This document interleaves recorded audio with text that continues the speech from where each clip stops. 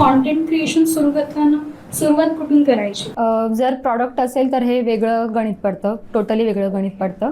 एकदम 0 फॉलोअर्सपासून आपली सुरुवात होते. आणि जर एक व्यक्ती असेल म्हणजे माणूस समोर बोलतोय ते एक वेगळं असतं आणि प्रॉडक्ट दाखवणं पूर्ण वेगळं असतं.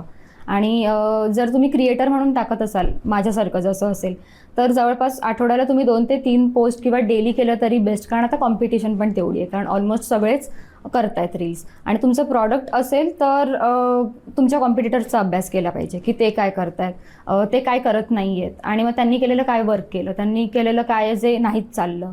पुन्हा तुम्हाला तुमचा एक TG असतो की आता सेंटेड कॅन्डल्स आहेत तर तुम्हाला तुमचा TG आहे, तुम्ही हे शहरात किंवा जास्त अशा भागात विकाल, तुम्ही गावात सेंटेड कॅन्डल्स नाही विकायला घेऊन जाणार. तर तुमचा तो एक फॉलोअर बेस क्रिएट होईपर्यंत तुम्हाला कळणार नाही की आपल्या समजा आपली एक पोस्ट जाती आहे 50 लोकांपर्यंत, तर 50 लोकांमधले कोणत्या कोणत्या गावातले कोणत्या लोकेशनवरून आपल्याला रीच येतोय. कारण पहिली पोस्ट तू टाकली तुझ्या ब्रँडची, तुझे फ्रेंड्स पहिलं शेअर करणार, तुझी फॅमिली, तर तुझा पुन्हा अगेन तोच एक सर्कल बनतोय. पण तुला दुसऱ्या लोकांपर्यंत पोहोचायचं जे घेऊ शकतील.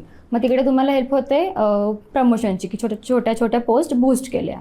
मग तिकडून हळूहळू एक अभ्यास केल्यानंतर जसं रेग्युलर टाकत जाल त्यात कळतं की हे चाललंय, हे नाही चाललंय, हे एकदमच फेल गेलं, किंवा आता तर दुसरा ऑप्शन नाही, जे ट्रेंडिंग येईल त्यावर काहीतरी बनवायचं, तर जास्त थोडा एक पुश मिळू शकतो.